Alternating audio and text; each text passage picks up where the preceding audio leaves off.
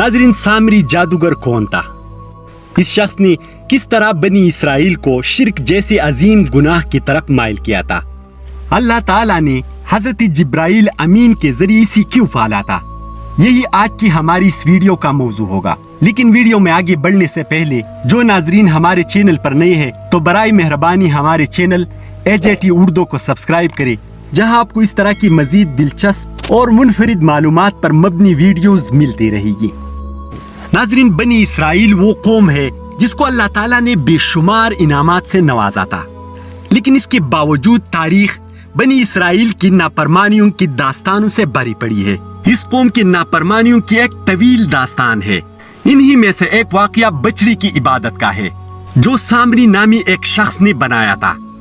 सामरी का जिक्र कुरानी मजीद में 3 मरतबा आया है और हर बार इसके साथ बछड़ी की इबादत का जिक्र भी मौजूद है।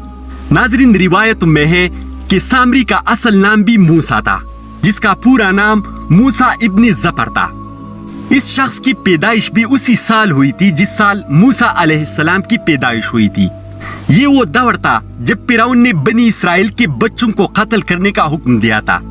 मूसा सामरी की मां ने अपने बच्चे को अपने सामने कत्ल होता देखने से बेहतर ये समझा कि इसको किसी जंगल में छोड़ आए, और फिर उसने अपने बच्चे को एक जंगल में ले जाकर इसे एक गार में रखकर ऊपर से बंद कर दिया। इधर अल्लाह ताला ने जिब्रील अमीन को इसकी हिफाजत और खुराक देने पर मामूर कर दिया। हजरत जिब्रील अलैहिस्सलाम एक उंगली पर शहद, एक पर मक्खन और एक पर दूध लाते और इस बच्चे को चटा देते थे, यहाँ तक कि ये गार ही में पलकर बड़ा हो गया। नाजरीन, जवान होने के बाद ये अपने बनी इसराइली भाइयों के साथ जा मिला और इब्तिदा में हजरत सैयदना मूसा अलैहिस्सलाम पर ईमान ले आया, और बहुत जल्द इनका शुमार बनी इसराइल की सरकर्दा लोगों में होने लगा। बनी इसराइल में इसे इज्जत और एहतराम की निगाह से देखा जाता था। नाजरीन, जब फिरौन दरियाई नील में गर्क हुआ और हजरत मूसा अलैहिस्सलाम अल्लाह के हुक्म से 6 लाख बनी इसराइलियों को लेकर दरियाई नील पार कर गया, तो सामरी मूसा भी इनमें शामिल था। नाजरीन, दरियाई नील अबूर करने के बाद अल्लाह ताला ने हजरत मूसा अलैहिस्सलाम को कोही तूर पर बुलाया ताकि आप अलैहिस्सलाम को आसमानी किताब तौरेत का तोहफा दिया जाए। नाजरीन, रिवायतों के मुताबिक हजरत मूसा अलैहिस्सलाम ने कोही तूर पर जाने से पहले बनी इसराइल को जमा किया और सबके सामने अपने भाई हजरत हारून अलैहिस्सलाम को इनका निगरान मुकर्रर कर दिया। हजरत मूसा अलैहिस्सलाम की कोही तूर जाने के बाद सामरी को अपनी खबासत दिखाने का मौका मिल गया। नाजरीन, जब हजरत मूसा अलैहिस्सलाम को कोही तूर से आने में ताखीर हुई तो बनी इसराइल में बड़ी बेचैनी फैल गई।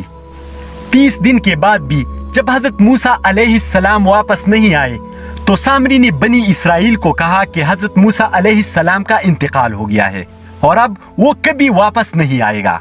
नाजरीन, सामरी जादूगर निहायत गुमराह कुन आदमी था। बनी इसराइल के लोग इसके बात को अहमियत देते और अमल करते थे। इसे सोना चांदी डालने यानी इन्हें पिघलाकर चीजें बनाने का काम आता था। हजरत मूसा अलैहिस्सलाम के जाने के 30 दिन बाद सामरी ने बनी इसराइल से जेवरात जमा किए और इन्हें पिघलाकर एक बछड़ा बना दिया। बाज रिवायतों के मुताबिक उसके पास उस जगह की मिट्टी थी जिस जगह जिब्रील अलैहिस्सलाम के घोड़े ने कदम रखा था। उसने जैसी ही वो मिट्टी बेजान बिछड़े में डाली तो गाय की तरह आवाज निकालने लगा, जबकि बाज रिवायतों के मुताबिक सामरी ने अपने जादू के जरिए से ऐसा किया था। इसके बाद सामरी ने लोगों को बहकाना शुरू कर दिया और बनी इसराइल को ये कहता रहा कि ये बछड़ा तुम्हारा और मूसा अलैहिस्सलाम का खुदा है, और फिर उसके बहकावे में आकर बनी इसराइल में 12,000 लोगों के सिवा सब ने बछड़ी की पूजा शुरू कर दी। हजरत हारून अलैहिस्सलाम बार बार बनी इसराइलियों को समझाते रहे, लेकिन चंद लोगों के सिवा बाकी तमाम लोग सामरी के साथ मिल गए। नाजरीन, कहते हैं कि फितरत कभी नहीं बदलती। अल्लाह ताला ने उस दौर में 2 मूसा पैदा किए थे। पहला मूसा फिरौन के महल में पलकर जवान हुआ, लेकिन वो फिरौन के साए में परवरिश पाने के बावजूद अल्लाह के नेक तरीन बंदे साबित हुए। दूसरी मूसा ने हजरत जिब्रील अमीन के साए में आंख खोली। फरिश्तों के सरदार की निगरानी में बचपन गुजरा, लेकिन वो जवान होने के बाद न सिर्फ खुद गुमराह हुआ بلکہ اس نے بنی اسرائیل کو بھی بھٹکا دیا۔ اللہ تعالیٰ نے ان دونوں کے ذریعے یہ پیغام دیا کہ انسان کی فطرت تبدیل نہیں ہوتی۔ بہرحال جب حضرت موسیٰ علیہ السلام 40 دن کے بعد توریت لے کر کوہ طور سے واپس آئے تو اس نے اپنی قوم کو ایک بچڑی کی عبادت کرتے دیکھا۔ یہ دیکھ کر حضرت موسیٰ علیہ السلام کو بہت صدمہ پہنچا۔ وہ اپنے بھائی حضرت ہارون علیہ السلام سے سخت ناراض ہوئے۔